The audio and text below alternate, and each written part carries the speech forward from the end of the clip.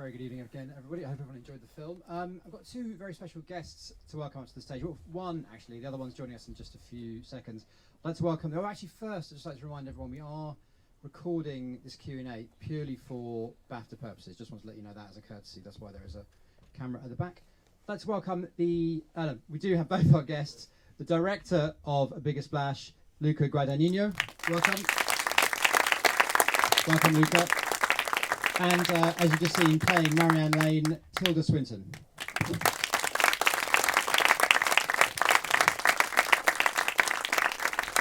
Welcome, both of you. Thank you very much for being here. We've got about half an hour to talk about the film. As ever, very keen to take questions from yourselves, so please do think of anything you'd like to ask either Luca or Tilda. Very, very quick introduction for myself. As I said, Luca Guadagnino is the director of A Bigger Splash. Previously directed films including I Am Love, Melissa P and The Protagonists.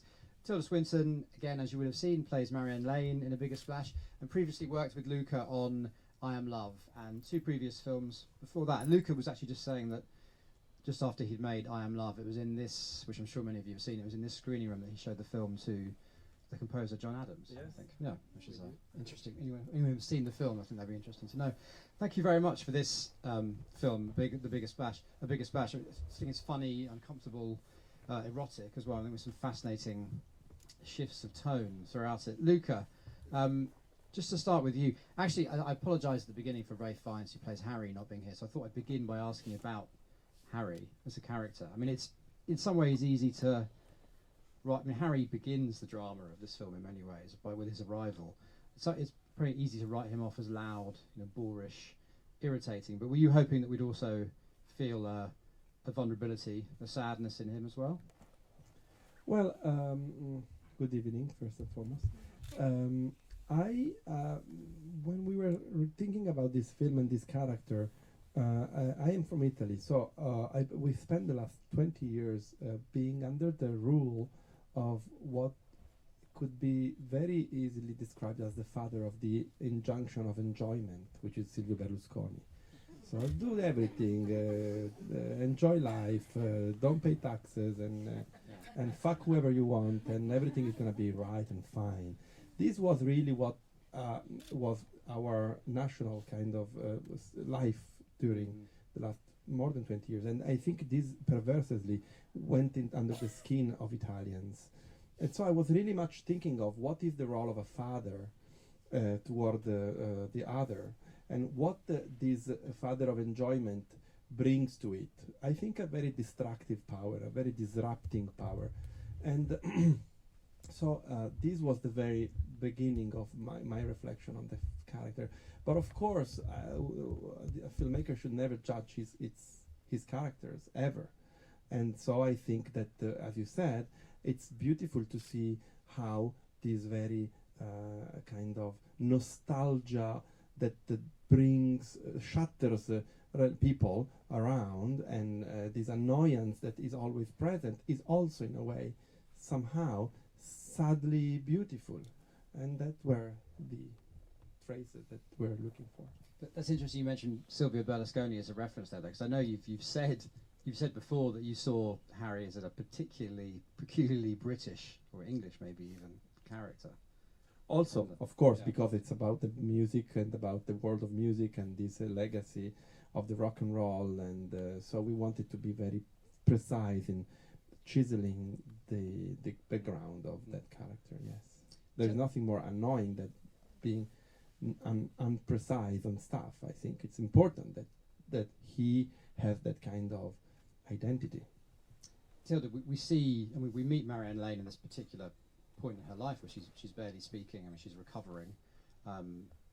We see her first in this relationship with Paul, but in flashbacks we see her as a public performer, as a star, as someone who's obviously very much the centre, partly with Harry, of a kind of rock and roll circus. And I wonder how, knowing that, and you show us that, Luca, in the film as well, knowing that, how does that, knowing that background for her, how does that affect how you played her in this particular story, in this particular place, in terms of how someone who has that particular relationship with the public, in terms of how you carry her?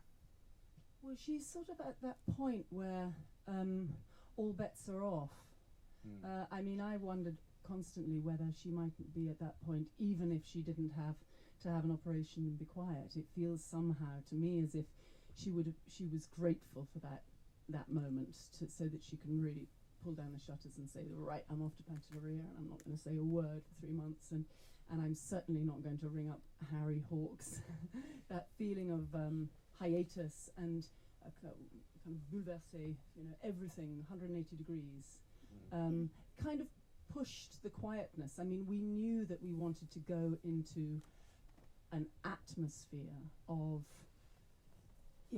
suspension, hiatus, and that what we call the idyll section at the very beginning, with Paul and Marianne naked and no one saying anything to each other and just making love in the pool, and that whole kind of childlike semper ludens feeling was had to be a reaction to something. And of course then Harry comes in and reminds us or tells us what they're running away from or what they're having a break from. It was like I always remember hearing that Gaudi, when he was planning a building, the great architect would always think of the shadow that it might cast, and it was a little like that. It was like we have the shadow and the building sort of comes crashing in with Harry, but that was always a sort of play. What's she reacting to? That was a big question for us. But when you're playing a character who is so mostly silent, do you become aware of other elements of your performance more, or how in terms of how you're both in terms of how the character is finding other ways to communicate? Well, I mean, not wanting to generalize in this particular case, the reason that the idea of her not speaking came up was because the film is so much about communication and how difficult it is for people to communicate, particularly people who know each other really well and have done a lot of talking. It gets more and more difficult sometimes to communicate properly with people that you really have a kind of fluency, verbal fluency with. And we wanted to have the idea that Marianne and Harry were this very kind of, you get the I get the sense that she spoke as much as he did when they were together. They were a pair of sparring partners. And so for her particularly to not speak means a big deal. It's not just someone who's slightly, a wallflower sitting on a straw bale at the edge of a school dance. This is someone who usually was very much a part of the dialogue, being quiet. So in a very particular way, it was like playing someone who was playing a part, playing, this whole question of her wearing clothes that are her mother's clothes. She's playing a new role in her life. It was very specific. So I don't know, I mean, I always like not speaking, partly because I'm very lazy and I don't like learning lines, but also because I like watching people on screen not speaking. I always, find it more interesting, I have to confess, watching people not speaking. But in this case it was particularly because it ramped up the tension between the characters so much, it felt particularly sort of piquant. Luca, a question about the rhythm and the tone of the film. And Tilda described those early moments, so brief moments actually, as it turns out, as an idyll before Harry's arrival, before that shadow appears across the beach, and then it's after that moment, as soon as he appears in the film, something seems to change in the way you're making the film. Harry's something of Harry seems to get into the skin of the film. For example, in some of the quick cuts when they're having dinner, or when they're cooking, he's cooking in the kitchen. Some of those rapid zooms as well. I wonder if you could talk about how, if you think that Harry somehow begins to affect the language of the film. I think that yes. I think the language of a movie should always be sprung out the characters and the interaction between characters and the milieu. So I think yes, we wanted to give the idea of this disruption, but also this ectic energy coming in, something that when you're not you can't understand why you are not focusing, because there is a noise. And I think that the way the movie moves, the camera moves, has to give that kind of sensation. And so it shifts, and I like, like it's 2 hours. We have plenty of room to play with the tone and the pace, and I think it's an opportunity. Also, it's very comedic, and I never made a comedy, so I was very eager to. It was fun, that part for me. It was We were saying that the greatest are the stand-up comedians. Like we like that kind of energy. Um, um, so I think that to play with the movie, it's important when you listen to the characters very much. I think that's the very important thing. But we were talking about silence there in terms of Marianne Lane, Luke. Sorry, Meaning please. that I think it's very important not to preordain your ideas on the form of the film. The thing that makes me a little bit perplexed when I see a movie in which I am imposed by the filmmaker, the style, as if that's the point. I think every great films I learned from came from a very deep understanding of the formal truth, the storyline, the characters, the milieu, more than anything else. We're talking about human characters here, but we should talk about the island as well. I mean, also Luca. First, you very generally your decision. What attracts you? What attracted you as a storyteller to telling the story to these people as outsiders on holiday on an island? I mean, it seems like different levels of outsiderdom. And Tilda, I'd like to hear from you after that about the experience of making it on Pantelleria and how you think that affected your work and the storytelling.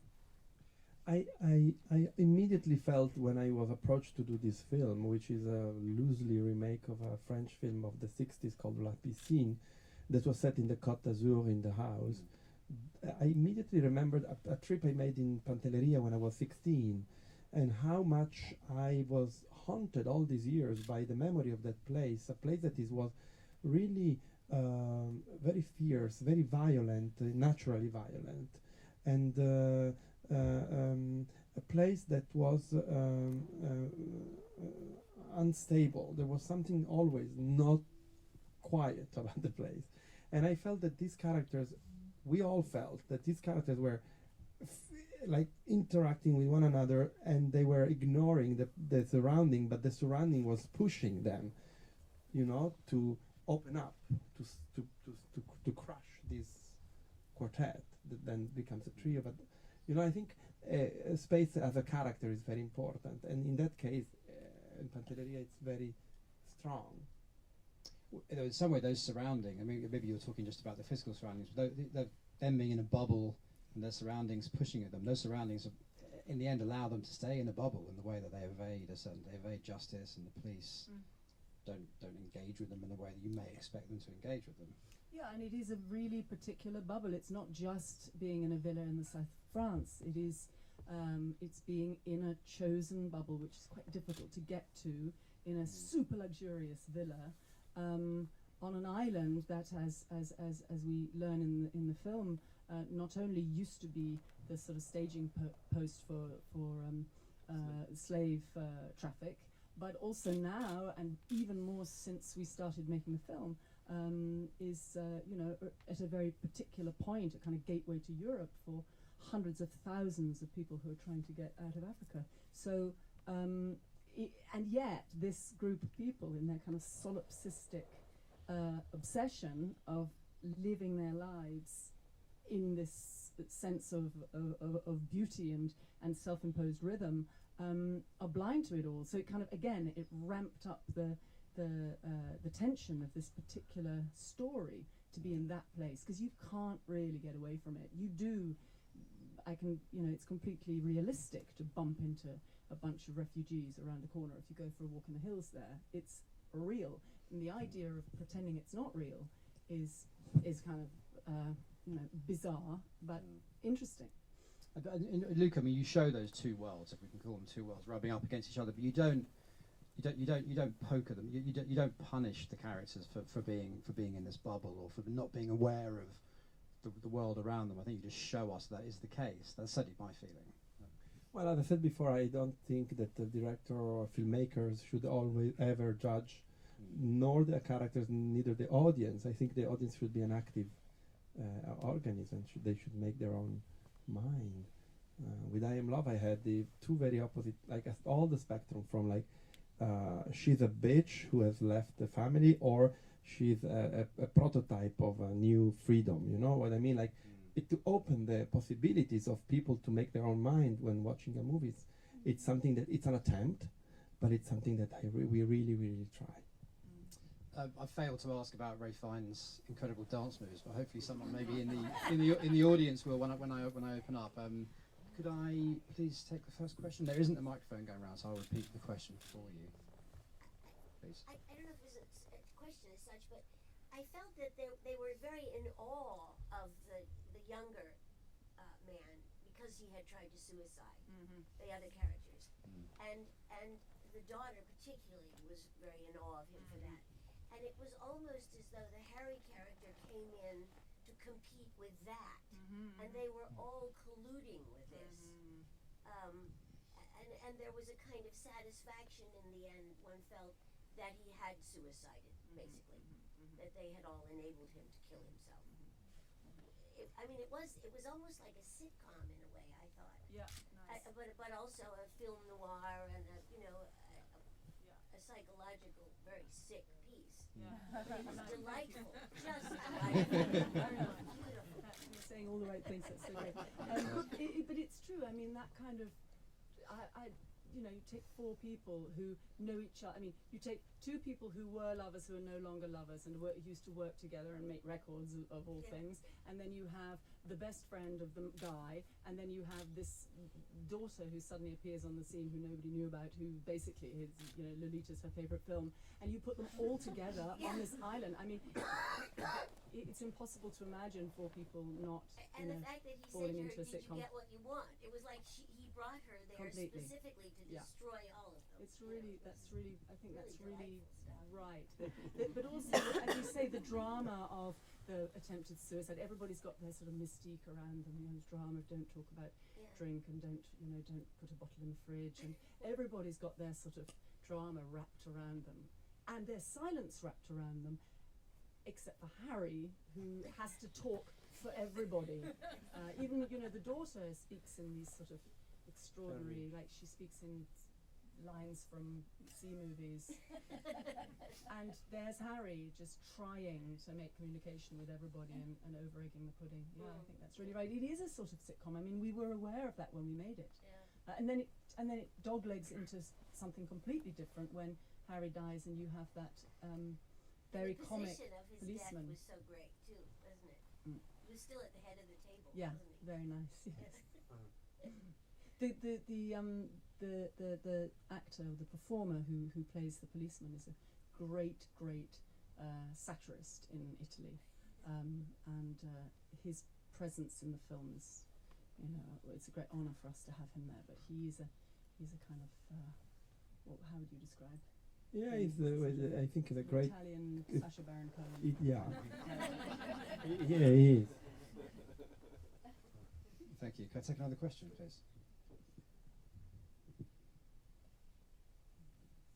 No? You on? Oh, please. Did the script change at all during the process of filming, or was it set in stone? No, the script changed until the very last day of editing. I believe the script is a fantastic tool, but is one part of the filmmaking process. You write the movie, then you shoot the movie, then you write it again in the editing room. For instance, the character of Marianne Lane, before we engaged in a conversation with Tilda about her playing the role, she was an actress and was talkative. But by the meeting with Tilda, me and Dave Kajanek, the writer, Tilda felt not only that we were missing an opportunity of a strong link with Harry by making a different kind of job. So we had to think of her being a musician, but also, as you said before, the concept of the inarticulacy, this voicelessness, was an input from Tilda, which was fantastic. So yeah, I think script has to change all the time. One of the things, and for anyone who hasn't seen any of Luca's other films, I can say that this is sort of borne out in his other work. He's always looking for an atmosphere, almost above everything. So out of that atmosphere, everything else springs. And that means that the script, or rather the dialogue, because there are certain scenes that are written, but you can kind of write the scenes on the back of an envelope, really. They are, set up to shoot, and then we play. We figure out if the dialogue that was written is actually what we want to say, or if there's, what we did yesterday has informed what we need to do the next day, and it works very organically. But it's interesting that it's always the atmosphere that's the thing that Luca and the team are looking for. And so, for example, if the dialogue, enhances and kind of spins up that atmosphere, then that we look at the dialogue and see how it can do that. But it's all about atmosphere, really. Thank you. Is there another question I can take, please? Just following off what you just said, Tilda, does that mean that you were in the luxurious position of shooting chronologically? Or No. Not quite, but more or less. I mean, much more than is very often the case, and that is, as you know, one of the main reasons that one shoots out of sequence is to do with locations, and one of the great luxuries we had was we were in that house for however many weeks we were there. Feels like about 4 years, but it was actually how long was it? It was about in the house or the weeks. movie? 7 The movie no, was in 7. house. In the house House was we- the 4 4 weeks only, really. of the house. I think so. Okay. Yeah. Okay, so more or less it was sort of the house A section. quick shoot. Really? God. Time. It was. It was more or less though. And you tend to. You don't know this because you have never worked with another director, but you have tended to work more chronologically. Okay. And it Okay. is a great luxury. You're right. It's a great luxury.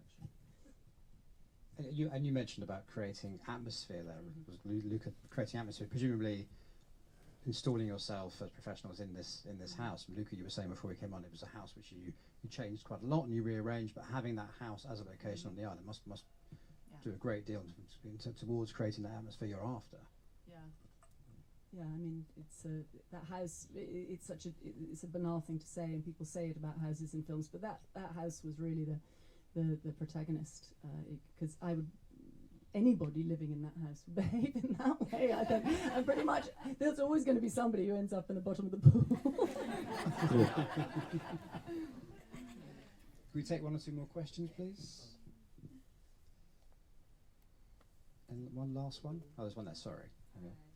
I love the fact that watching this, it feels very voyeuristic. So you feel like you're at both the best party in the world and the worst party in the world. So I enjoyed feeling like I was part of that. Tilda, I love all the things that you do. You're at this wonderful sort of edge of things that are conventional. You're always pushing things.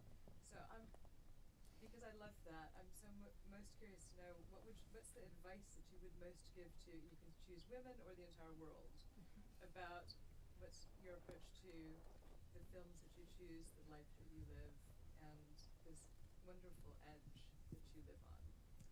That's so interesting, because I had a conversation this week with someone about the edge, and I realised that not everybody is as interested in the edge as other people. And I'd never really been able to explain it to myself. So I always assumed that everyone was interested in the edge, but not everybody is. And the thing that I'm really, and I've lived for long enough to know that this is what is my proper comfort zone, is in dialogue with other people. And so I work with, and what the Germans call a Mitarbeiter. I like working in collaboration with filmmakers and artists, and I work best that way. I'm sure I could work alone if I had to, and I write alone, but when I make films and I make artwork generally, I work with people. And so there's a particular relationship, and Luca's and mine is a very long working relationship now, and it exemplifies it perfectly. It's a sort of daring. We dare each other to that edge, and he also occupies the edge and is interested in the edge. And I don't know, maybe we have a low boredom threshold or something, but we really genuinely like to, so interested in things we haven't seen before. I mean, as an audience, just wanting to see something that one hasn't seen before, just that, So when you're making work, that becomes the presiding principle, really. And I find it really interesting as a when I work, I can tell if my arm is in a position that, and or if there's some sound you make that you think, I've seen that before, done that before. It's quite forensic, and it's the mesh on the sieve is really quite fine these days. Now I've been working for so long, one becomes quite acerbic with oneself on that. But that's the dedication, is to just try and do something that is fresh or just keeps one's attention, even when you're making it. I don't know about the audience, but just to keep your attention and your curiosity while you're working. That for me, and I'm so blessed to have worked for 30 years and continued to be interested and curious, and continued to meet fellow travellers who will go along that road. That's really a blessing, and I don't take it for granted. It's really wonderful. Luca, Tilda said there that the two of you have collaborated for a long time. I think going back, long before I Am Love, for about 25 years on various projects. But Tilda's very much answered this question. But Luca, why do you think that ongoing dialogue between the two of you has been and is so fruitful? Why do you keep coming back to work with each other? Well, I think this dialogue started in media res when we met the first time. And we had the conversation in a patisserie, something like that, in San Lorenzo in Rome, and I was very, very weird. Shall I tell the story? Okay, go ahead. It's an amazing story about Luca, actually. It was so long ago. It's like I'll tell you when it was. It was 94? The year before Derek died, because Derek died in '94, and the year before. I had an enormous pile of unanswered letters on my floor, and finally, at the end of '93, I got around to opening a letter which said, I'm a young filmmaker in Italy, and I want to make a film of the William Burroughs Penny Peep Show arcade, and will you provide the voice-over? And it was like 9 months after I got this letter. It was so long, and the pile was so high, I never even got around to writing a reply to say, I'm so ashamed, I'm sorry. And then in the spring, it was not that long after Derek had died, in '94, I was in Rome at some Derek Jarman panel thing in the British Council, and I was talking to some official person, some British ambassador or something, I don't know. And there was this man standing at my shoulder, and he stood and stood and stood, and I thought, I can't break away from the ambassador. And he stood and stood and stood and stood and stood, and then finally I turned to him, and it was Luca, whose English is impeccable, but at that point he really didn't speak much English at all, and finally we worked out. He said, I'm Luca, I wrote to you like 2 years ago, and I asked you to make this film. And I said, oh, I'm so embarrassed, I'm so ashamed I never wrote back to you. And I said, how was the film? And he said, well, I never made it because you never replied. Which is it's like very clever emotional blackmail. Very clever. And we instantly became friends, and we did the voiceover for the film, but we know you never made the film. We never made Then it. we did the voiceover, and somewhere their voiceover exists. Walter owns it. Does he? Well, what should we do? Let's do We something. should listen to it again. Okay. And that was it. And we just, I mean, it's But the neither. other side of the story is that she said I do it, and then I will be back in 2 months. So she came in August, and of course I was a student of university student, and we said, we don't have money to put you in a hotel. Do you mind to sleep in our house?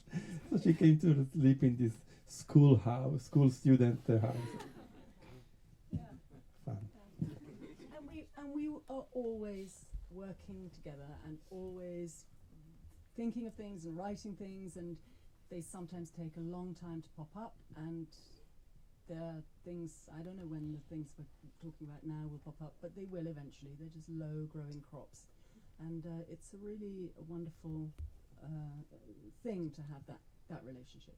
Particularly, I would say, for me, because I had that working relationship with Derek Jarman for so long, and it's sort of amazing that I should be so lucky to have it again, because when he died I thought, well, that sucks. I mean, it sucks not just because he's not with us, but it really sucked for me, because that was the only way I knew how to work. And Luca's a really close part of my life. Thank you very much. Wonderful ongoing story. I'm going to bring things to a close unless there is one final question someone would like to ask. We'll take that final question. That will be the last one. Thank you. I enjoyed it very much. I actually had this surgery that in 2001, and I didn't for the vocal cords, and I didn't speak for 3 months either. But they said whispering was the worst thing I could do. Yes. And my pet was very disconcerting. But just to talk about another singer, I'm just wondering if you're going to be doing another video with Bowie for his new album in January. Sure, you couldn't say if you were her. Can't speak. Perfect. I have to ask you about that though. When you were watching it then, and I'm not going to ask you whether you got it right, but was it painful for you, the thought of someone pushing their voice at that point?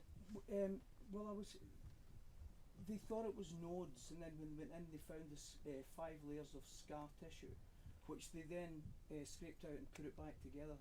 And so it was frightening not knowing if I was going to work again.